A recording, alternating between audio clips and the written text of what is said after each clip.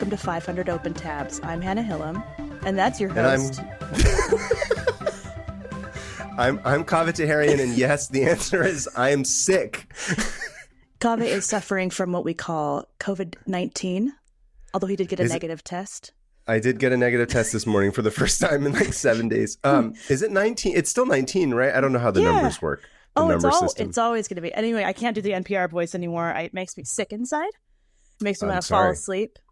Yes, much like me, who is actually sick inside. No longer contagious, I guess, but still recovering. But you've gotten, man, I'm sorry you had COVID. I am too, but thank you for your sympathies. As such, we decided that at first we were like, should we not record this week? That's probably the mentally healthy thing to do. Yeah, but we're not mentally healthy. But we're not mentally healthy. Also, I was like, I don't want to fall behind because it'll change the schedule a couple weeks in advance. But as a token, I've decided that I'm going to come and record this, unfiltered. I'm like one of those, I guess, was there like a campaign at some point where the actresses and stuff were like, I'm not going to wear my makeup and show who I am. Yeah, but they still wear just a little bit of eyeliner. It's like, look how natural like, I am. They're brave and they're heroic. That's me. I'm like, I didn't clean myself up. I showered, thankfully, after the past 4 days, but I didn't trim my beard. I didn't clean it up. Pulling a Hannah. I'm a hero today, all right, is all I'm saying. I'm just going to say hashtag so brave. Hashtag so brave. I'm here. The beauty standards for men like you are so high. Unrealistic. Those magazine covers that we see, because we still look at magazines. Yeah. With the perfectly manicured beard. Listen, beard game is like a thing, though. Let's be real. Yeah. Let's be honest. Beard game's definitely like it's a weirdly like bitchy competitive thing that men do amongst each other. I've noticed. It's because you got nothing else. It's like, that's all we have. Yeah. That's all we have. That and tie designs. It's like, which cool tie designs do you or have? Pocket squares or scarves. These kinds of cufflinks. Yeah. But anyway, I know, again, I always think of pop star where he's like, oh, don't say I'm a hero. I'm a hero. Don't call me a hero. Wait. If people want to call me. I don't remember, but I love that song. I could watch that again. Yeah, maybe we should just do that right now. Anyway, we're gonna do some. I'm gonna do a shorter tab than I normally would today because, as you said before we started recording, I have brain worms, which made it very hard for me to focus. But I managed to pull together a script. Whatever COVID did to you, I mean, it's funny. Okay, yeah, that's what I thought too. I'm like, you know what? If nothing else, people will get a kick out of it. You've sent me some of the funniest texts. I don't even remember. One of them. Oh no, mostly just stuff. You're like, am I hallucinating? You're like, hey, you didn't correct this thing on this document, and I was like, I absolutely did. You fully did. Never mind. Never mind. I fully hallucinated. Italics. It's made me laugh a lot. Anyway. Yeah. Not that I'm happy you're feeling better or whatever. No, you don't have to explain. I get it. I would also be laughing and think it's funny. That's our relationship. All right.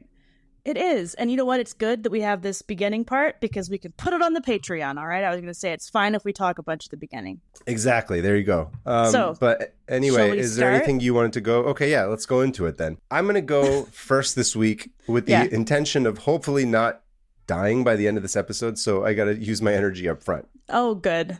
What do you got? My tab begins with an article that is titled "The Target Husk in Hollywood opens at last, 12 years after work began." What? Oh, okay. Is this about a Target? It's about a Target, which is why I'm wearing a red t-shirt. You were asking me. But this is not a Target shirt. Just in case. Oh, okay. Just in case you were wondering, or just because you were asking, it says Ollie for president. My friend Chuck got me this shirt. Chuck, who I mentioned before, is demented and has a twisted sense of humor. Apparently, Ollie North, who was the fall guy for the Iran-Contra affair, at some point had an exploratory thing for running for president. Did he really? I didn't know about this until this showed up at my doorstep that Chuck got me as a gift. That's amazing. Don't you love when you have such specific interests and like Venn diagram, like that friends know exactly what to get you?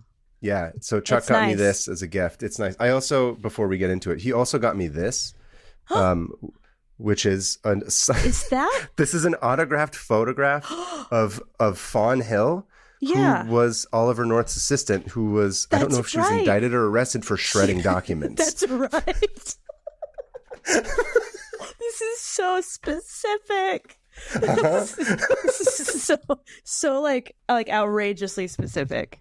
Yeah, so shout out to Chuck for all the excellent gifts who are now showing up in my Target tab for some reason, only because it's red. But well, I just thought you know, funny. If this fails, we can always work at Target. If it's ever built. It's not. You know, we just talk to nobody. Anyway, so tell me about this Target. So if you've lived in Los Angeles for the past decade or so, you know exactly which Target I'm talking about. Because what felt like for decades on the corner of Sunset and Western, there was a half-built Husk, as it came to be known, of a Target. People called it the Husk? The Target Husk. That is so post-capitalist, hellscape. I love that. I'll meet you at the Target Husk to do a raid. Target Husk. Its development was stalled mid-construction, and for the longest time, nobody had any idea what the shit was going on. It was this question that no one could answer, like the meaning of life. However, it was more important and mysterious. Well, wait, what year did it stop construction? Was it because I know in the recession, everybody just stopped building. Oh, I'm going to tell you the entire story. I shouldn't ask any questions. Inception. Yes. No, I'm glad you asked, though. Speaking of the recession, the story begins in the year 2008. Yeah. When a young senator from Chicago named Barack Obama gave us a dream of hope and got elected the first black president of these United States. But perhaps more historic, 2008 was also the year that I moved to Los Angeles from Oakland. Really? Yep. Cool. Equally important, but debatable. So wait, you went into the job market right at the recession. I have great timing, as you know. Oh, I remember being in college and being like, I am so glad I'm still in college. I can't. There's no way I would survive out there. Anyway, go on. Listen, this was a seemingly small but fateful decision that would change the entire outcome of humanity. You moving to LA, definitely. Correct. And then slightly below that was Obama. Anyway, the LA City Council, which at that time included Councilman Eric Garcetti, he'll come back later, received plans for a rundown strip mall on the corner of Sunset and Western to be demolished and rebuilt as an 80-foot tall Target beginning in June of 2010. Now, it's a Target, right? Yeah. So you think that literally everyone is probably foaming at the mouth for this, not to mention there wasn't really one in Hollywood at the time. There was one at the West Hollywood Gateway, which was within walking distance of where I was living at the time. But shockingly, problems began almost immediately as soon as this was approved. I love this. Within weeks of the council's approval, 2 lawsuits were filed, both complaints making similar accusations that the structure was too tall, and the proposal failed to comply with the California Environmental Quality Act. Now, Target had been given permission, I should say the Target Corporation, had been given permission by City Hall to bypass environmental review. But perhaps wisely, not wanting to piss everyone off in the neighborhood that they intended to serve, they decided to do their due diligence anyway. So they pledged... Nice. Yeah, they pledged to commission an environmental impact report and make any needed adjustments in order to move forward. This added an additional 18 months to the development period, okay, which had already been, a year and a half, getting the updated plans approved in 2012. This is 4 years from the time the initial proposal had come out. 2012, the second time that Barack Obama was elected the first black president. And he did nothing. He did nothing to get this Target built. His silence is deafening. Maybe he should have spent less money on bombing civilians and more money on getting this one Target built. Change and hope or whatever. Hope and change? Perhaps more historic.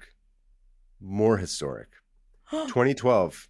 That was the year that I graduated with a Master's of Fine Arts from the University of Southern California's prestigious School of Cinematic Arts, where my diploma was ceremoniously handed to me by the commencement speaker, future accused pedophile and child sex ring enthusiast, Bryan Singer. That's true. No way. Are you serious? Yep. The right-wingers will have a field day if they ever find a picture of me shaking hands or getting a diploma for him. I had no say in this, and at that time... I will have a field day. Yeah. If I find that photo. That's wild. It is. Yeah. He had given a bunch of money to the school. And I'm not sure entirely. I'm not familiar with all of the sexual accusations of Bryan Singer. There's a lot.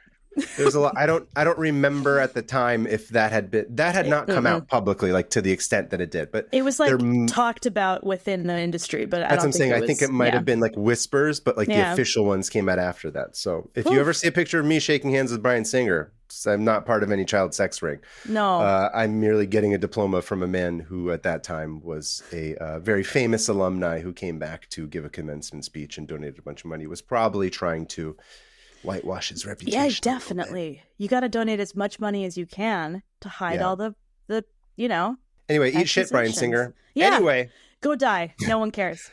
All right. That same year, Target finally broke ground. Oh my gosh. 2012, yeah. They hadn't even started. It was just like strip mall. 4 years after they had started the proposal. I keep thinking that it is 2024. What is going to happen? This year is 2024, but at the time that this happens, that was so long ago. Mm-hmm. Okay. So Target finally breaks ground, and the blueprints called for a 74-foot tall structure. That's so which tall. Is slightly shorter than what they had initially proposed, but still more than double the 35-foot limit set for commercial developments in that area. This thing is like an Ayn Randian, insane, gigantic building. Monument to... This is the fountainhead the free market. Yeah. All the tech bros are like, oh, did you say Ayn Rand, the fountainhead? This is great. This is about individualism as we try and build a Target in the free market as blah, blah, blah. That's what people try to take us down. Let's go circle jerk at the Target. Yeah, cool. Objectivism. You know what? Who else can eat shit is Ayn Rand. All right? Yeah, objectivism in general. Anyway. Go on. So I'm feeling double angry. The size. Yeah, me too. Yeah, good. Double the size of what the normal commercial developments in the area were. Nevertheless, Target persisted. Hashtag RGB. RGB. I believe that's her. That was actually Elizabeth Warren, I believe, was the one who nevertheless persisted. Look, a white lady said it. That's all that matters. Okay. Shh. Allegedly. She's maybe part not white. I allegedly. Forgot. Man, this is a political episode. Look, I don't know how this happened. We're having hot takes. I came in hot, all right? I did too. Thankfully not with the temperature because my fever has subsided by now. But by the summer of 2014, a foundation was poured. Boba legs had been placed, and there were rib cages and sternums being driven to help create a new fleshy Target building. Life finds a way. Life finds a way. Beautiful. And as they used to say on Behind the Music, everything seemed to be falling into place. Until everything, of course, went to shit yet again. Yeah. Why am I excited? Why not? I don't know. I just want to watch it fail. Go on. Yeah. So the La Mirada Avenue Neighborhood Association and Citizens Coalition Los Angeles filed another lawsuit arguing that the LA City Council should not have approved the plan. Superior Court Judge Richard L. Fruin Jr., he agreed. So Target had to halt all construction activities, and the court ordered the council to invalidate the permits that had already been issued. Wow. They just command Z'd all that shit. They're like, just kidding. I know this is 6 years, like whatever, 4 years, 6 years later, but eat shit. You remember those permits we gave you? Nope. No, they don't count. Let me send you a picture of what this Target looked like by this point. And is this like in a pretty popular area where people like drive by and see this Husk all the time? Yeah, so it's on the corner. It's off of Sunset and Western. That means literally nothing to me. It's like down the street from, like Netflix is on the other side of the 101 from here. The Man's Chinese Theater is a little bit of ways away. Okay. But Sunset, so it's like The Hollywood, where like the Hollywood that you would hear about, is on the west side of the freeway. On the east side of the freeway is like proper Hollywood, where like people actually like live and do stuff. And there's a Target over there. And LA is a big mix of tiny visuals for me. It's like, oh, the place that has this, and it's all in one spot in my head. Have you been to Thai Town, like the Thai district of Los Angeles? That's just north of this. Oh, cool. I want to go to Thai Town. Thai Town's cool. There's some good places there. I believe Little Armenia is just east of this as well, but which is not to be confused with Glendale. Is what people typically think of as being like the Armenian area of Los Angeles, but technically I believe Little Armenia is in Hollywood. I think maybe because that's maybe where the first congregation of Armenian immigrants were at the time. So this is a crazy looking building. Yeah, so this is the construction site that became the Husk. Wow. Look at that big facade. That is hideous. Yeah, it looks like a stage almost. Yeah. It doesn't look good. Like, what a waste here's Sorry. what the proposed Target was supposed to look like. This is like a CG rendering of it, of what they wanted it to be. Oh, futuristic. That is so big. Yeah. It was massive. It looks like huge. A spaceship. Can I tell you something? Here's why I'm so angry is because one of my biggest pet peeves is new architecture. Yeah. So like I grew up in a family, my dad's a historic preservationist, so he like restores old 100-year-old houses. And I grew up driving around town, anywhere we went, he'd be like, "Oh, why'd they add that? Oh, that porch looks really out of place." It either poisoned me or made me a better person, but I think it poisoned me because I look at literally every new build and I'm like, here's what I hate about it. Why would they do that? Sean is like, stop. I mean, you've been infected by education. I understand. It's horrible. And so I look at everything. I'm like, oh, shiplap? How basic. How piece of, oh, look at that. It looks so stupid. They're trying to be all futuristic, but really just a bunch of cheap capitalist garbage. Anyway, so you really tapped into a part of me that never has a chance to come out. I didn't know this. I didn't know how much anger you had about it. I'm glad. It ruins everybody's lives if they're in the car with me. I completely understand. My little cousins have told me this, that I've done this now for them with movies, because after going to film school, now I like watch movies.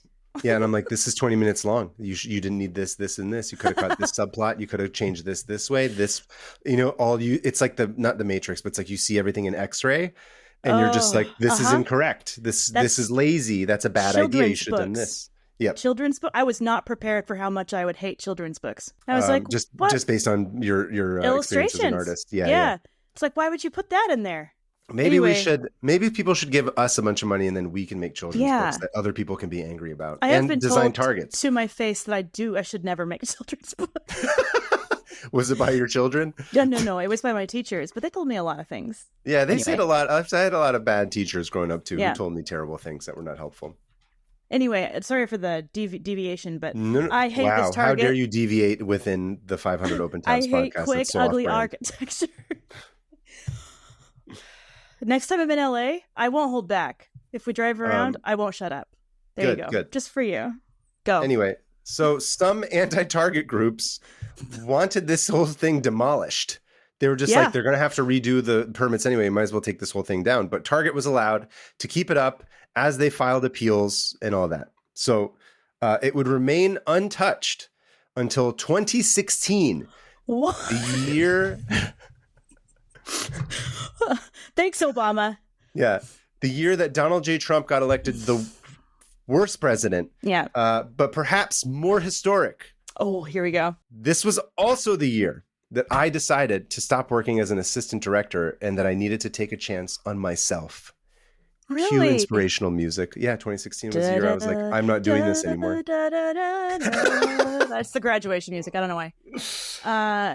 That's when you started just being like, I'm not doing this because I'm gonna lose my mind. So I'm literally gonna have a heart attack at the age of 55. And it is around this time that the Husk starts to become a joke amongst Angelenos. And it becomes such a popular topic of discussion that it even spawned a parody Twitter account called @TargetHusk that pretended to be the voice of the unfinished building and shared memes such as these. I missed old Twitter. Twitter pre-2016 was just chef's kiss. Let's see. So it was retweeting memes or like posts that people said. This one's like showing my family all the sites, and it's a picture of a person with their entire family as if they went to a tourist site. Husk. Yeah. There's this one. That's so good. Which we read the caption. This one's really fun. Celebrating yet another Halloween with zombie target and a sidekick, Phantom Sidewalk. What an ugly building. This one's my personal favorite.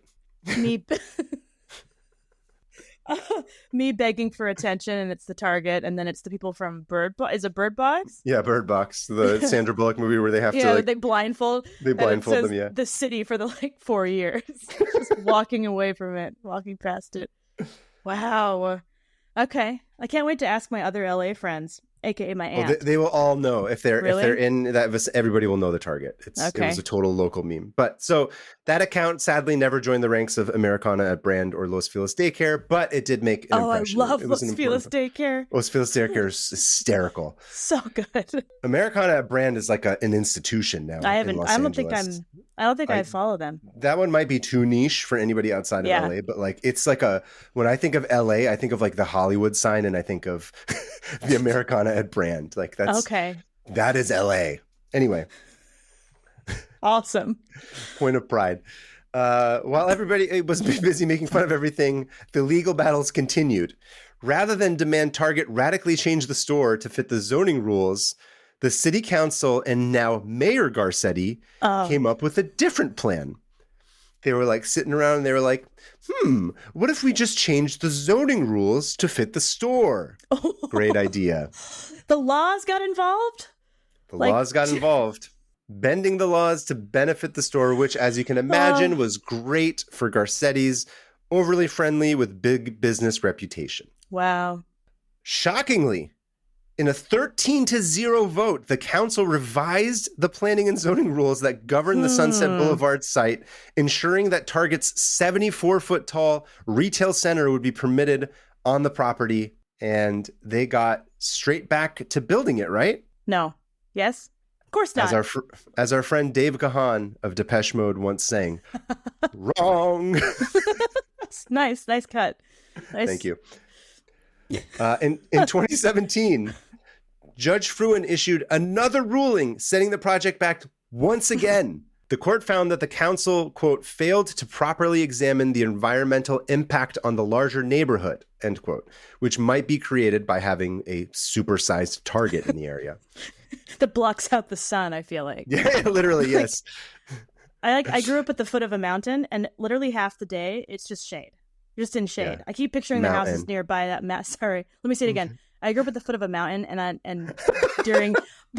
By the way, my sister-in-law, who's a linguist, said, actually, most Americans say mountain, but Utahns say mountain. So mountain. It's the addition of the... Anyway, so I can just imagine the houses behind this Target, just like not seeing the sunlight for 4 hours in the morning. I used to have a view of the Griffith Park Observatory, and now it's screwed. Oh, beautiful. Now I have to look at this big ugly thing. Yeah, big ugly Target. So basically, they had to go back and do the same shit over and over again. So basically the whole process began again. They had to do like another environmental report. This is when arson comes in handy. Yes. Wow.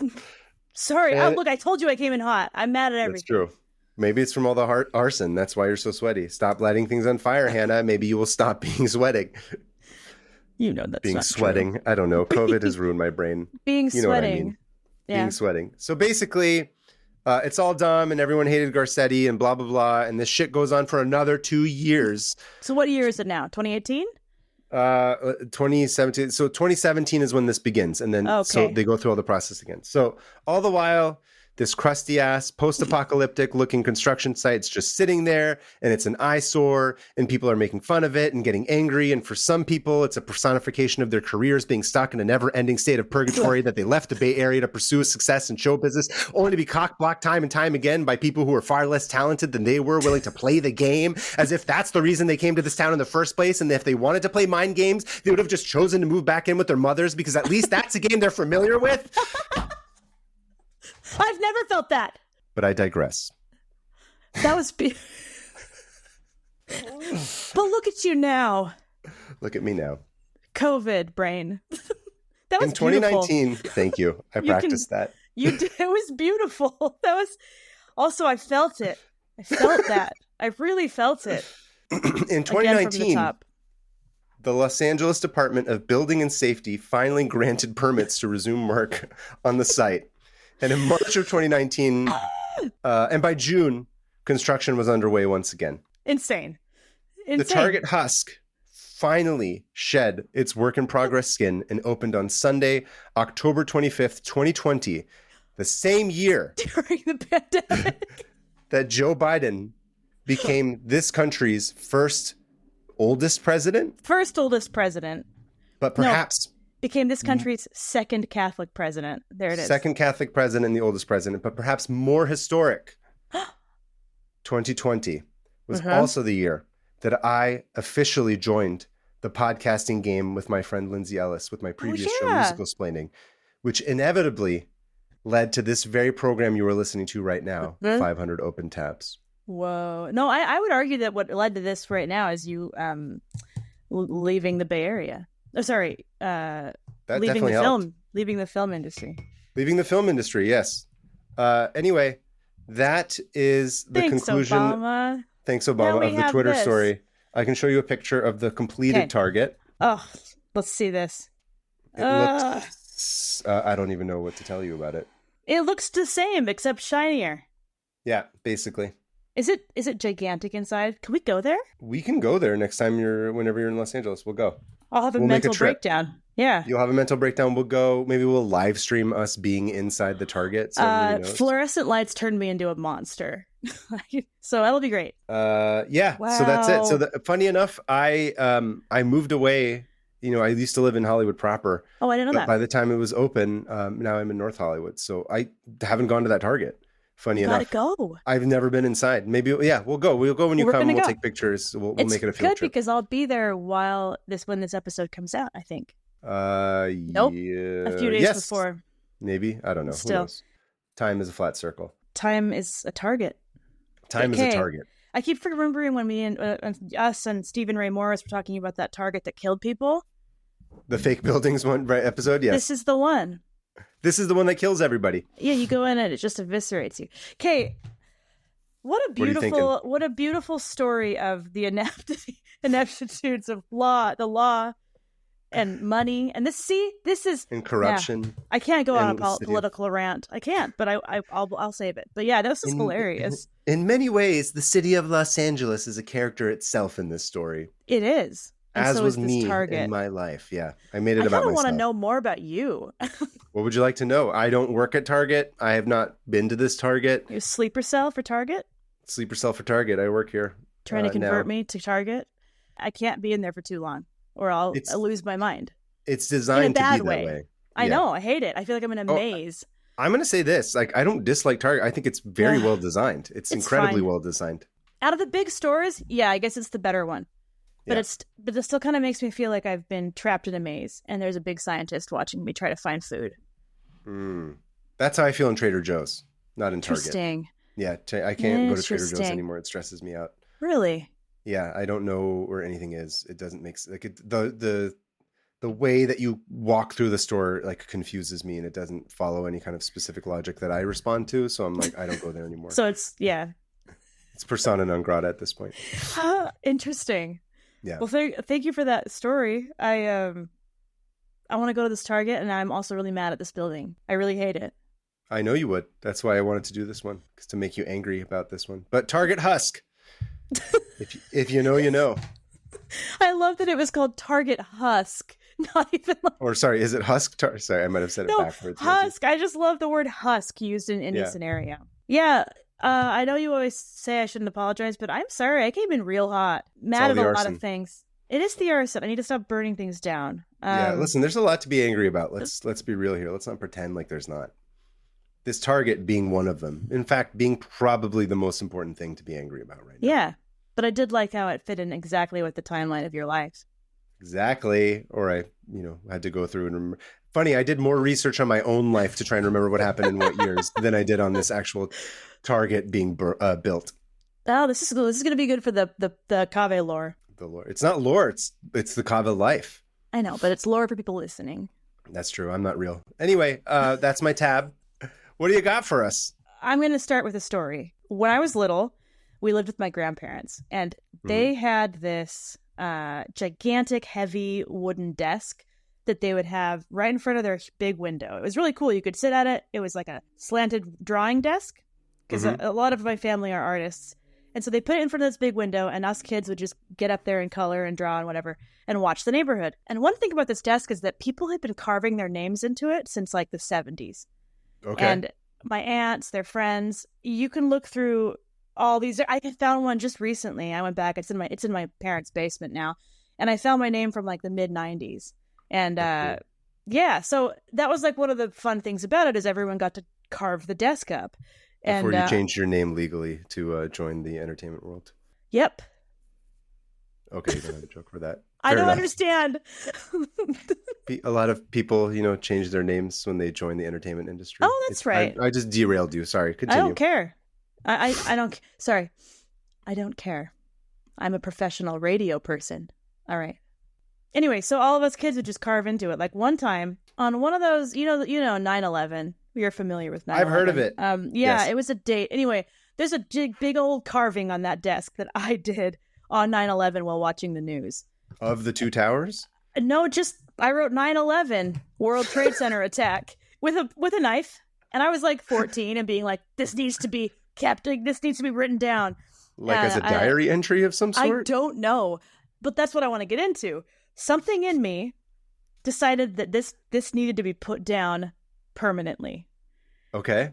When I was back at my parents' house just a week ago, I was looking at this desk and I found the 9/11 carving, and I was like, why did I do that? Why does anyone do any of it? And so then I started thinking, what do people used to carve into things? Like, am I the first one to do this? Of course not. Like, humans love carving. And so that got me into this whole long Wikipedia hole of graffiti.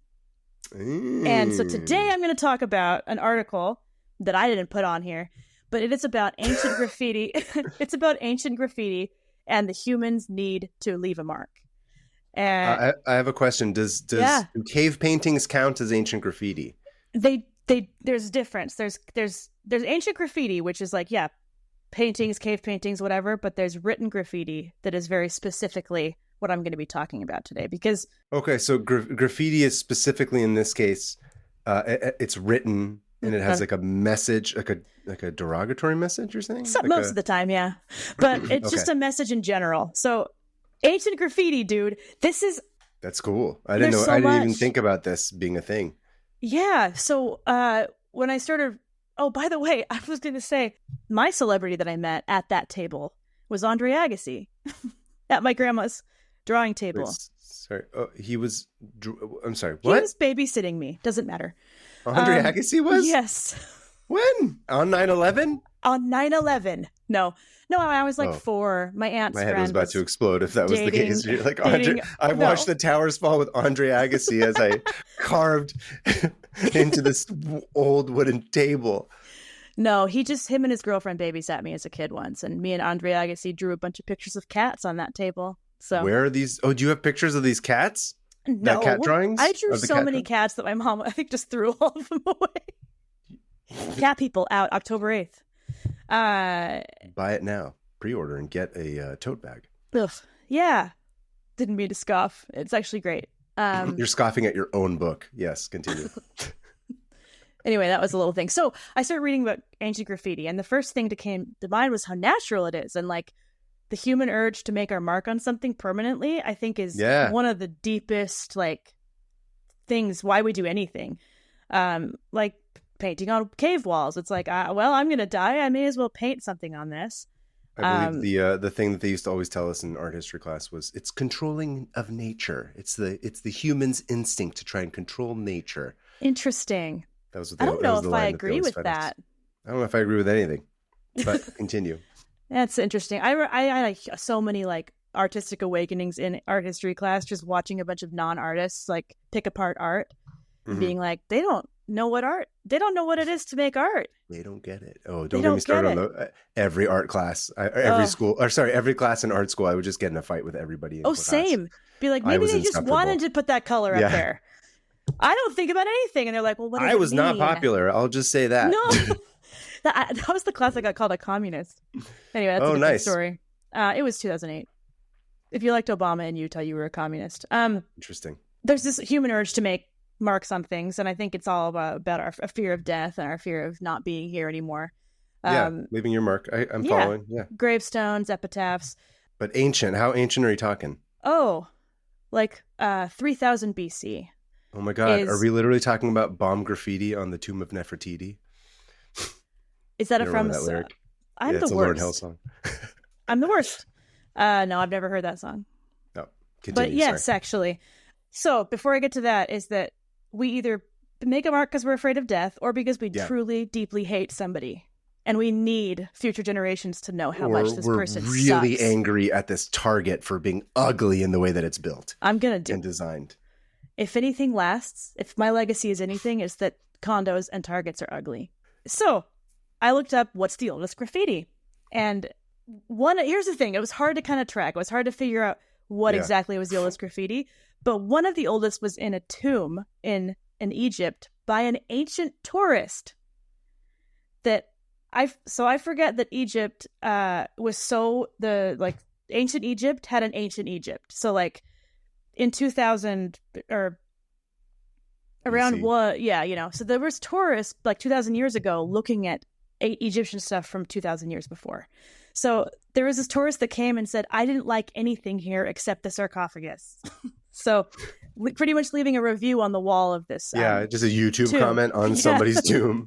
So some like, I don't know, who knows? We're just like, this place sucks. Their sarcophagus is cool. So that's one of the very first examples of graffiti that I found. Okay. And it made me laugh because I was like, that's so human. Like, we're such pieces of shit for thousands of years. Just pieces of shit. We're so petty. We have no respect for anything. And I mean, that person probably wasted a bunch of money going to see that and hated it. I mean, he could have just left like the ancient Yelp review, like of its day. 2 stars. Been, 1 star. Yeah. Yeah. Too expensive. Speaking of ancient, I'm referring to Yelp, which nobody uses anymore except for us. I love Yelp. I still love it too. I don't care. Me too. So one of the huge sources we have for ancient graffiti is some of your favorite people, the ancient Romans. But don't worry, it's not just the ancient Romans, it's also the ancient Greeks. So there's that. Perfect. Everybody. Yeah, your favorite. Don't worry, I'll get to Persian ones. Theirs are particularly interesting. Bunch of dicks on everything, Mostly I'm sure. Just real mean. That I'm so correct. I can already tell you. I don't even know what it is, but I'm like, that sounds absolutely correct. I'll get into it. Yeah. So graffiti, the word graffiti, actually, here's the thing. Don't get too excited because they don't have much documentation on it. It pissed me off. I spent way too long. Doesn't matter. Graffiti is from the Greek word graphene, which means to write, which is also where we get graphite from. And it was this art history term for scratching a design into a surface. So like they would put a layer of paint and then scratch a design, mostly on like ceramics. And so that's where the word graffiato comes from, and then it turned into graffiti. Graffiti. Yeah. Graffiti. I don't know. It's Italian. So graffiti. Anyway, so the only one about Persia I could find. Great. Thank you for looking, though. Oh, I looked. I wanted more, but it was this dude who had just complained about the government. He was pretty much like, I hate the government. This place sucks. I hate this guy. This just warms my heart. Yeah. We have always been like this for thousands of years. Like most of these are like sexual exploits. Like Rome is like, I banged this person, but the Persian one is just like, I hate the king. I hate him. This whole caliphate sucks. Authority, I will kill you all. Yes. No, it's 100%. Or they do a bunch of drawings of like lions just mutilating people. So, this is awesome. I've never been more proud. No, you should be. All the Persian graffiti is like bonkers. Just violent and anti-authoritarian. It's anti-authoritarian and violent and just dope. Like the line work, excellent. It would make a great cartoon. Strangely obsessed with kings. I don't understand. That's like the inherent contradiction in our culture. Love it.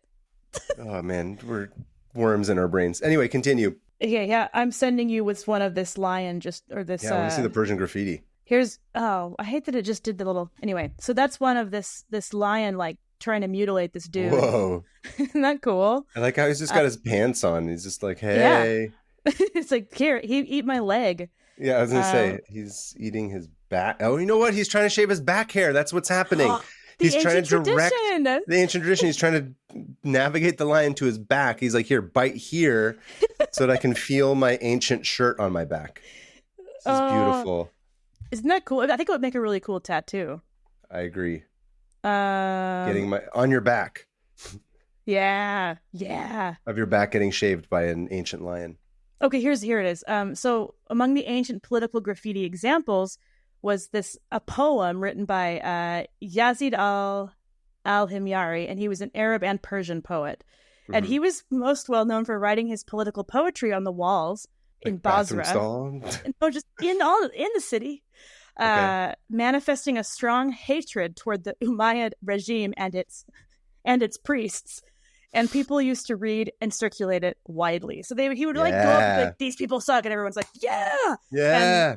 So it was mostly just hatred, which I love. It's tracks. And unfortunately, here's the thing. Mm-hmm. Western scholars focus on Western history, sadly. Sure. So we have a lot from Rome and Greece, which makes sense too, because the ones we have from Rome are from Pompeii, meaning that tornado, not a tornado. Totally a tornado. It was Twister, what is actually. A Twister happened. It was a hurricane. It was a volcano. A volcano eruption, yeah.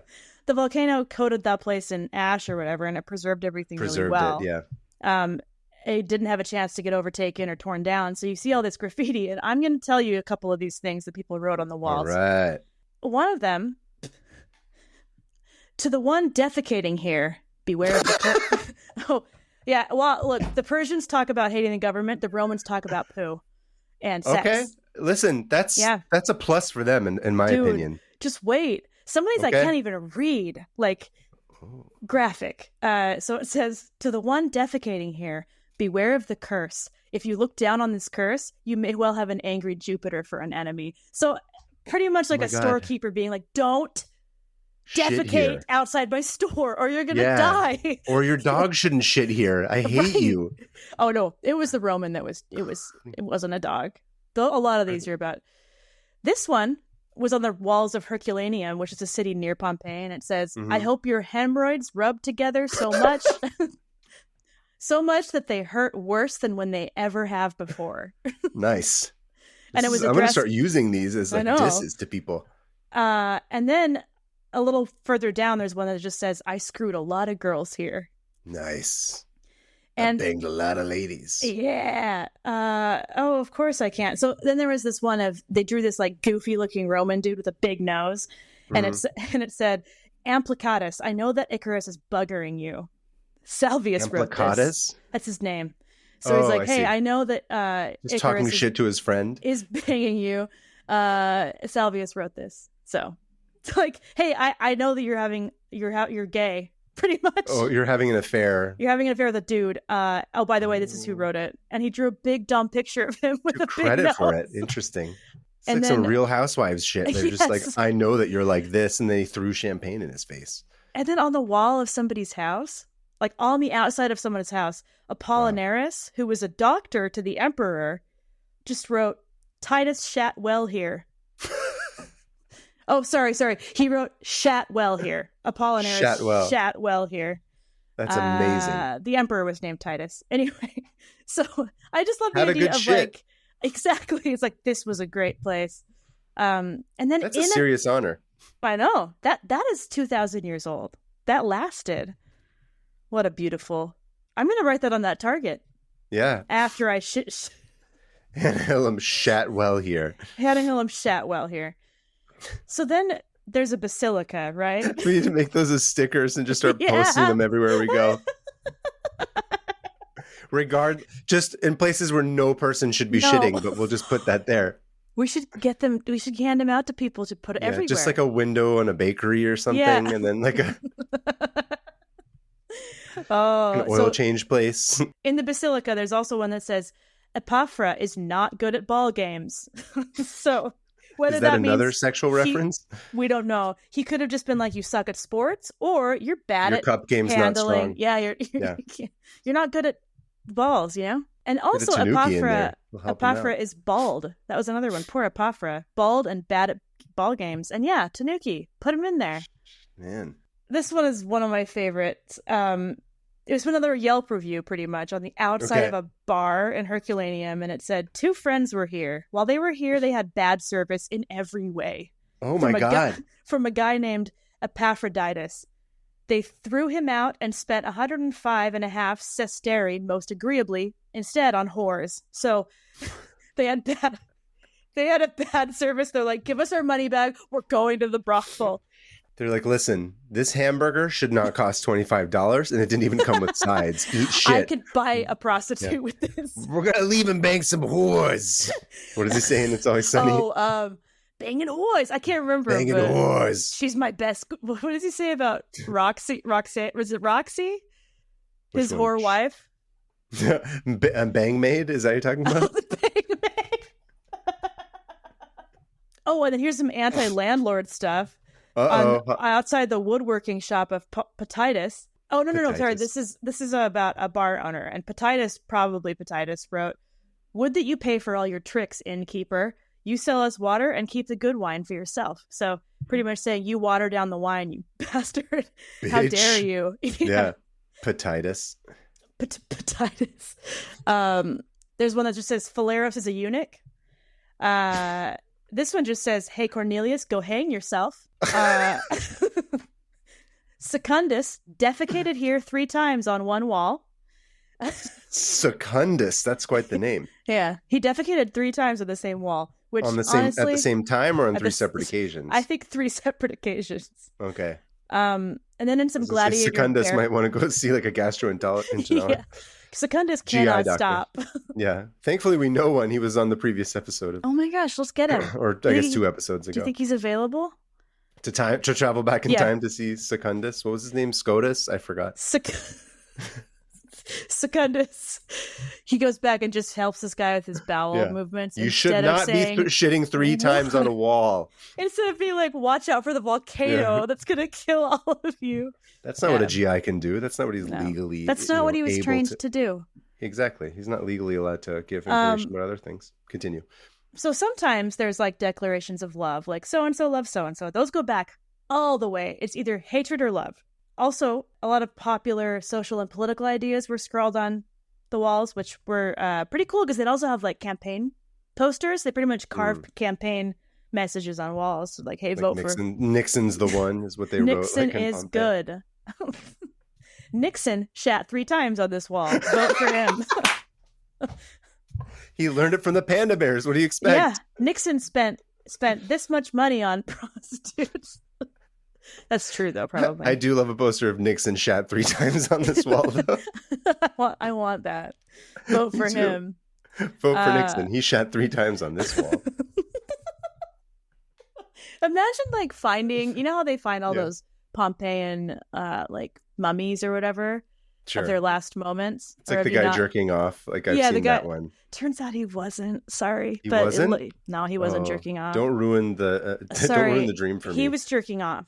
Okay, thank you. And that man was Nixon. Yeah. But I keep thinking how funny it would be to be like... There's nothing that feels better as a good jerk after a triple shit. On a fine wall. He always said that. Yeah. That's what always. My father used to tell me. Anyway, continue. Sorry. Secundus Nixon. Okay. Secundus Nixon. Secundus Nixon. My father shat more than any other man shat. So another favorite of mine.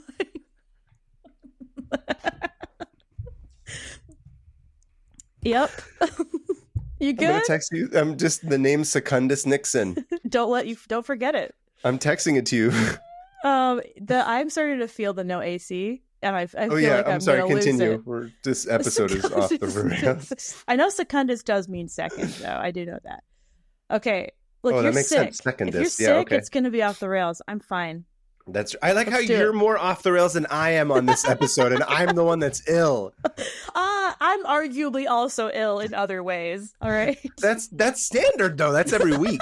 Secundus Nixon shat 5 anyway. So there was this one. Sometimes people will get on in fights. So someone would be like, so and so sucks dick, and then someone else would be like, I do not. You do. It's like just Drake and Kendrick. It's a rap battle. It's beef. But like way more about sex. So this one was really funny to me because somebody wrote, Successus the Weaver is in love with the slave of the innkeeper, whose name is Iris. She doesn't care. She doesn't care about him at all, but he asks that she take pity on him.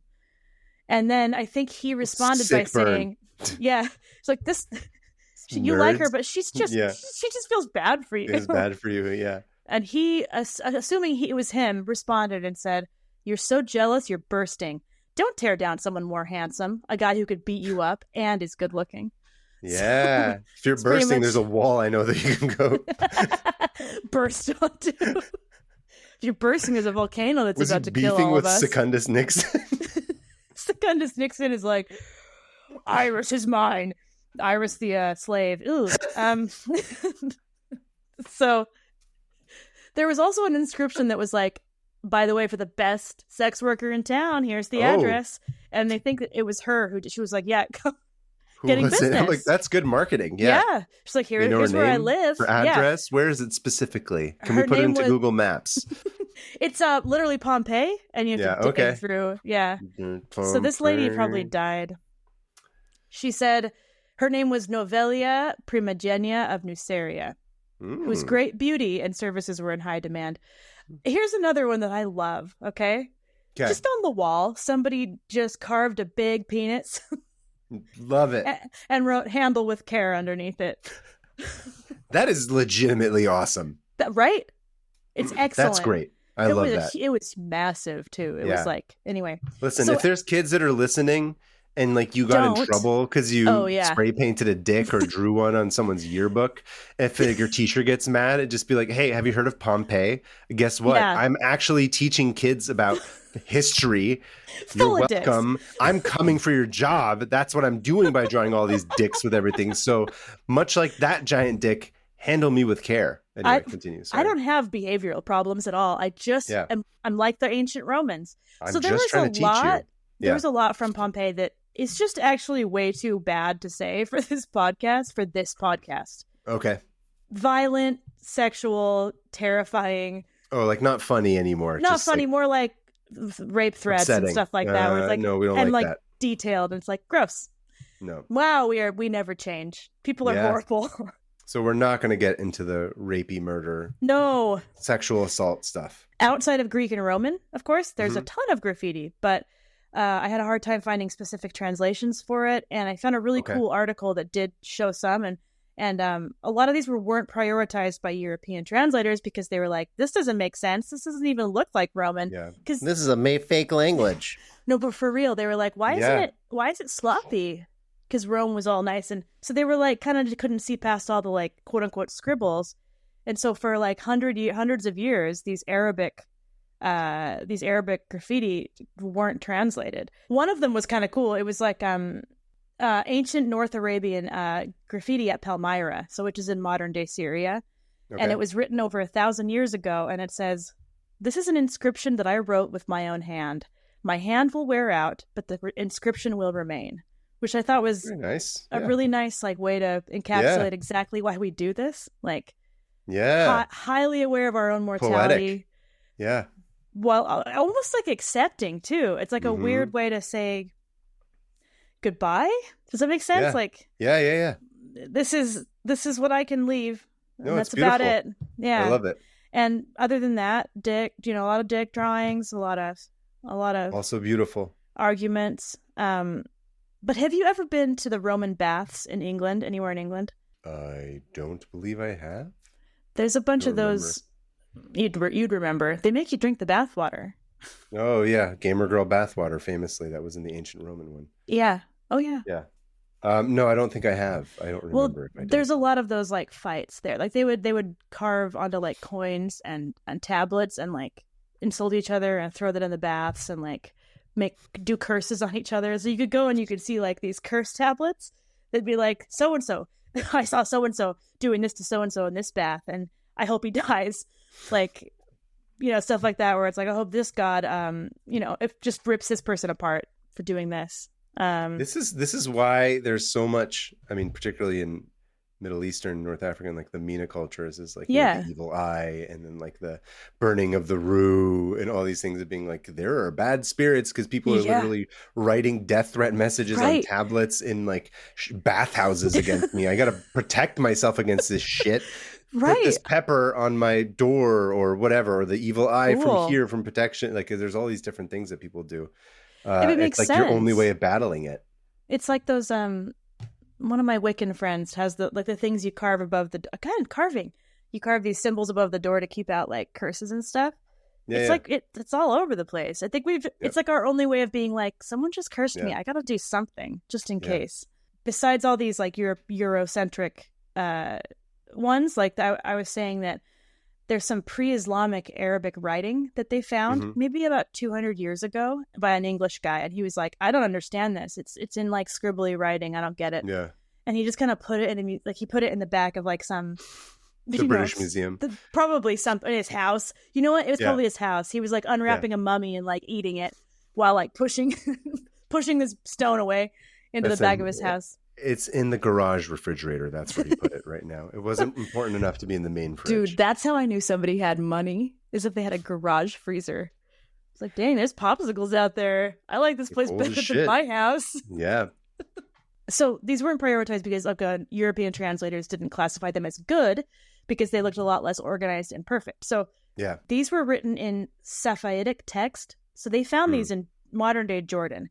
And they're these just rocks like on the side of the roads and stuff up this big mountain and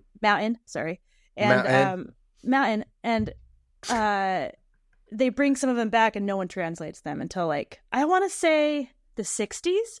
They're like, we'll get around to it eventually. Because they were like, I don't know what this language is, and turns out it's like, just an Bob, ancient... you can do it. He's just like, I'm not really organized. I can't do this. Let's go read more Roman stuff. Yeah. So they went untranslated for a while, but eventually they were translated. And of course, they were awesome graffiti. It was awesome graffiti. And it ended up being, there was this linguist named Ahmad al-Jalad, who weirdly enough is from Salt Lake. Oh, it comes back to Salt Lake. I guess. Always Utah with you, Hannah. Look. Moving on. So he was the linguist, and he started translating these rocks and realizing that they were just, he could totally understand them. They were just an older form of Arabic, and it was pre-Islamic, which was groundbreaking because Islam definitely was a lot like Christianity, where it was like, get rid of all the old. We're not talking about it. Muhammad, pre-Muhammad it's hard to find really any written account of what life was like. Also because they were all very nomadic. There was a lot of nomadic tribes and situations. And he starts translating these because there's so many of them. He goes out into the desert with some people and he's like, there's so many of these. He ended up finding more graffiti than anywhere in Pompeii, than anywhere in Herculaneum, anywhere in Greece. Like it was like he mentioned, he's like, yeah, I can't even believe this. I just walk out here and there they are. You don't have to dig. You don't have to That's lame. You don't even have to dig? That doesn't sound as fun. It's not, but like... It's convenient though, yes. It's nice. He's like, oh wow, dope. There's hundreds of these stones. And I'm going to send you... So this one is called... This looks like a empanada or something. It does. It says, by Akraban, son of Kasit, son of Saad, the beautiful woman playing the reed pipes. And so it's pretty much just like that image that's really famous. I don't know where it's from. Cool. South American or Central America. I don't know where it's from. That seemed, there's like a variation on that, and I completely don't remember where it's from. Oh, it's like somebody with this big hair with the yeah. Am I making that up? No, I know exactly what you're talking about. A bunch of like hippies wear it on shirts and stuff. Yeah. So they weren't perfectly straight letters, obviously. They were a little bit different. And this is Arabic? This is ancient Arabic? That's ancient Arabic. What the shit? Isn't that crazy? I would. Well, here's the thing. Weird. It they call it what's it called? Cool. What's it called? Safavidic. So it's a form of ancient Arabic. Sephardic, yeah. Okay. It's a different language, but it's very similar. So cool. Al-Jalad starts reading these, and he realizes that a lot of them are written backwards. and kind of like there was a bunch of like weird. messing around. Like one of them was written in a circle format, like following a sentence in a circle, and some were written forward and the next line was backwards and the next line was forward. And it was like these weird little poems and like playing with the verses and stuff. And once they figured that out, they were like, oh, dope, these are full on like poems. So they're early traces of the lives of these nomadic tribes that otherwise wouldn't have like written things down, or if they did, it would have been destroyed. What the world looked like before Muhammad and the spread of Islam. They would pray to the goddess, whoever that was. They still don't know. So they would have these prayers on these rocks to the goddess, wishing for more rain. One of them was just like, bro, I hate my job. I hate camels. Yeah. He was a camel herder, and he was like, there's literally nothing for these camels to eat. I hate everything. I don't want to look at camels anymore. There was one that was like, I'm so sad my son got kidnapped. Like, that's a bummer. Oh, really a huge bummer. One guy wrote about how frustrated he was with his job. Another one just listed his genealogy, which I was like, that's what I would do. That sounds like you. I was going to say, yeah, that's yours. Be like, here's where I come from. And then many complained about how much they hated the Romans. Is this a Persian tribe? You know what? It might be. No, the Romans ruined everybody's lives. So all those Romans that were like pooping 5 times on a wall were also terrorizing these poor nomadic. Thanks, Secundus Nixon. I hate Secundus Nixon. Nixon. And here's the thing: I wanted to find a bunch of them, but I really couldn't locate very many of the actual translations into English. Just like descriptions of them, but a lot of them were really cool. Like, are they written? The translations are written. Not the translations. The transcriptions are all written in Arabic. Arabic, yeah. It's. Okay. Can you read Arabic? No, I cannot. Okay. But we have listeners of this podcast. We should. So I was going to say, if anybody can read Arabic, and there's way more to this tab that's like a really cool story. So maybe I'll go back to it at some point. But I thought it was important to actually like not just talk about Greek and Roman stuff because they get all the attention. I think that's awesome. We're still, I mean, if anybody works in these fields of the linguistics, like ancient linguistics, like I would love to hear about more non-Eurocentric linguistic stuff, like, or findings, you know, like this is fascinating, especially pre-Islamic, because like that's like you get to see this little slice of life of like this bored camel herder praying to some goddess. I want to know who this dude's yeah doing. Like I could just see him sitting there being like, oh, I'm so bored, I'm so sick of this, I gotta, and like the urge, like being so annoyed with something that you have to carve it onto a rock is so relatable to me. Like, I agree. I would absolutely do that if I were stuck somewhere I didn't want to be. I would find a rock and I'd carve a bunch I hated in it. We're the same. We've been the same this whole time. I agree. And I think that's beautiful. And I think so too. But it bums me out because there just isn't very much work going into finding translations for these. So, but it's getting better. Are these in the article that you yes, I will link as your main source? Okay. I have two articles. So we'll link to these articles in the show notes. Yeah. And if you're a listener who can read any Arabic or know somebody who can read Arabic and you're interested in sort of going down that rabbit hole and want to write us an email about it, that would be really cool. We'd love to share it with others. Yeah. And if I had more time, I definitely could follow this trail down to like figure out if there's an English translation, a really good English translation. Yeah. But I only found descriptions. So like this guy was talking about this and it's like, I want to hear it in their words as close as we can get, you know? Anyway, Ahmed Al-Jalid is awesome. I love what he's doing. He's a linguistics professor. Keep up the good work. Yeah, it's awesome. But maybe I'll come back to this. Maybe not. Maybe I'll die. Okay.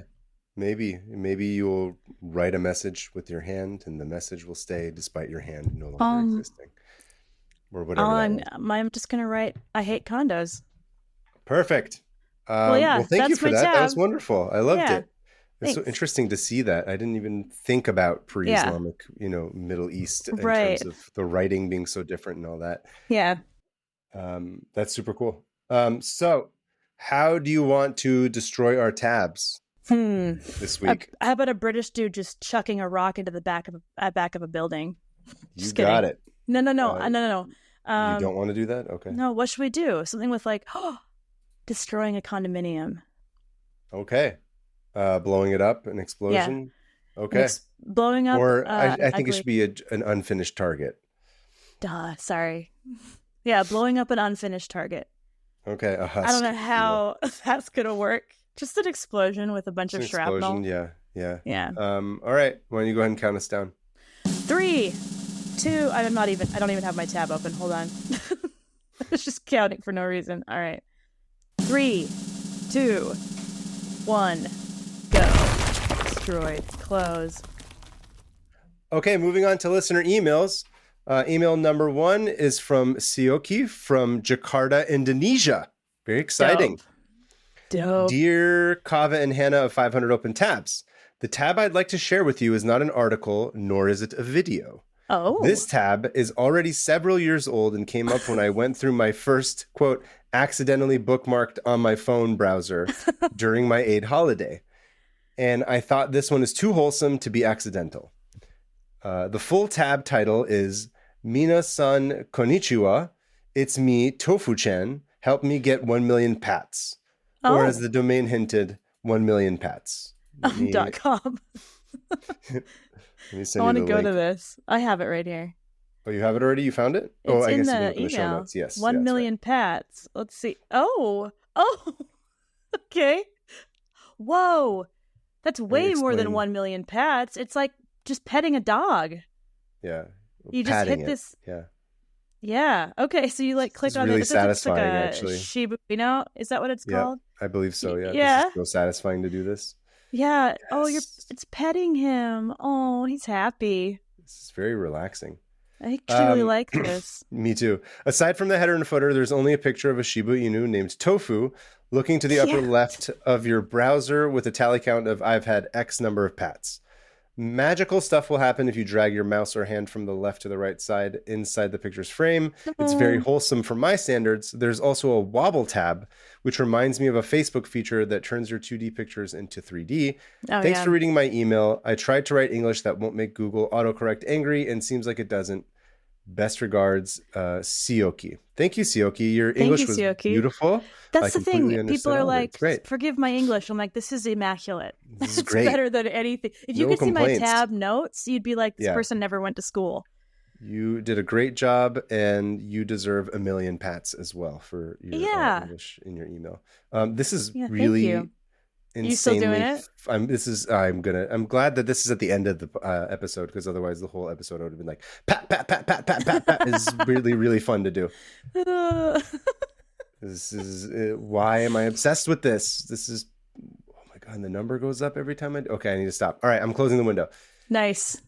Okay. Thank you. Sorry. Thank you, Sioki. Sioki, yeah. That was awesome. It was a great. You know what that reminds me of is the old internet. Yeah, it does. It's like, here's a page it exists for the sake of existing. And it's wholesome. Fun. It used to be a lot more innocent. It did. I mean, at least on the surface. Anyway, this one is from Allie in Virginia, and it's titled Olympics Edition. Oh. Hi, Hannah and Kaveh. I'm not usually a tabber. I'm actually the opposite. I have a compulsive need to close all my tabs every day. But I'm a fan of your tabs, and I went down a rabbit hole recently that I thought you might enjoy. I was watching the U.S. women's gymnastics trials, because women's gymnastics is objectively the best summer Olympic sport. Yeah, it's pretty fun. I was having a discussion with Sarah about this the other day. Really? That's also my vote, actually. Interesting. I feel like women's gymnastics is probably some of the craziest physical shit that you'll see a body. It's like running, of course, as fast as that's crazy, but just like the contortions and the flips and I'm like, that to me feels like the apex of the body. How does a body even do this? Right. Yeah. And the idea that if I had worked on it enough, mine could do that. That's wild to me. It's wild to me. Yeah. I agree, actually. I kind of agree too. I have a friend who's a contortionist, and oh my gosh, watching her do anything makes my bones kind of hurt, because she's just like bending her. Anyway, gymnastics, contortionism, it's crazy. Okay, and they were interspersing it with coverage of track and field. I saw something about an event called steeplechase, which I knew nothing about. Steeplechase, okay. So I pulled up the Wikipedia page. Deepest apologies to any track and field people I offend with this explanation. Steeplechase is basically hurdling, but bigger, longer, and wetter. I said what I said. Uh-oh. Instead of individuals individual hurdles that can be knocked over, there's a long, sturdy plank that everybody jumps. There are 5 jumps placed at various spots around the track. Most of them lead to totally normal solid ground, but once per lap, you go off-roading for a hot second to do a jump that lands you in a ditch full of water. You run several more laps like this, presumably with wet shoes, and the fastest person wins. That's not the interesting part, though. The interesting part is why it's called steeplechase. It actually originated in Ireland as a horse race. People on horseback would start at the church steeple in one town and race to the steeple of the next town. Since the church steeple was usually the tallest building in a town, it was an ideal landmark to spot from a few miles away. How did this start with horses and not... Now there's no horses. Okay, we'll see. Since the riders wanted to take the shortest possible route, they would cut through fields, hop fences, and jump over streams. The modern steeplechase pays homage to these obstacles with fence-like hurdles and the water jump. I impressed some friends with this knowledge, and I hope you can too, because that's what learning is all about, impressing your friends. Sincerely, Allie in Virginia. Thanks, Allie. That sounds like there was an old jetpack dishwasher who was winning all these kinds of races. Yeah. Jetpack with no T, of course. Jetpack washer? Dishwasher. Dishwater. That's his nemesis. He's falling into dishwater every time. That's what he's like, it's dirty. I'm covered in grease. Oh. What was that noise? I don't know. My brother-in-law's Alexa just beeped at me. It just, I guess that's our cue to start wrapping this out. If you have an email that you would like to send us, please do. It's 500opentabs@gmail.com. That's the number 500. Let us know about something fun that you've learned. Give us a short blurb, something fun that you learned from it. Tell us where you're from, and of course the link to the article. Additionally, we would love to get more audio voice tab. Bleh. Oh yeah. What's the word I'm thinking of? Voice memos. Memos, yeah. Yeah. Try and keep them under a minute. Same thing. We love to hear your voices and to share it with our audience. That's that part of it. What else do we want to tell them? Discord. Come to the Discord. It's a party over there. We're trying to get to 500 Discord people. And the 500th is going to have us, I don't know, we'll have us something to do. We haven't even discussed it yet, but we just said when it gets to 500, it'll be something. We're going to do something interesting. You're going to watch me clean my room. Yeah. Additionally, we're on YouTube. Oh, yeah. If you did not know to watch this, you can. We're looking for more subscribers on that as well. Yeah. The Patreon is still going. Oh yeah. There's going to be bonus parts of this episode on the Patreon. So you've been good about this. You've been uploading more and more exclusive clips. Yes. Stuff that got cut that for good reason. Good reason. Yeah. But it's also kind of fun for the lore. Yeah, exactly. Additionally, you can find us on Twitter and Instagram at 500 Open Tabs. Yep. Anything else? I think that's it with the show. 500 Open Roads, of course, is our Google map. I updated that. It's all updated. I noticed the other night when I was passed out, and I just kept being like, bing, bing, bing. Oh, you got notification. What the shit is Hannah doing? I'm so tired. I have COVID. No, but thank you for doing it. Sorry, I didn't think of you. It's fine. I didn't even respond. That was sarcastic. Okay. No, I'm sorry. Continue. But yeah, sometimes I do things that are productive. Good sometimes job. I don't. Thanks. We appreciate it. Thanks everybody. Go carve something into a rock. Thank you to Alyssa as always. Oh yeah, thanks Alyssa. And if you're mad at your friend, tell them that you hope their hemorrhoids hurt forever. Yeah. And Secundus Nixon. I think I want that to be my new sign up. Keep it Secundus Nixon. Keep it Secundus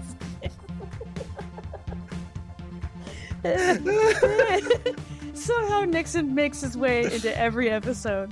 Secundus. Yeah, keep it Secundus Nixon, everybody. Yep. But also, of course, keep it Josie. Keep it Josie. And we'll talk to you next time on episode 30. Bye. Bye.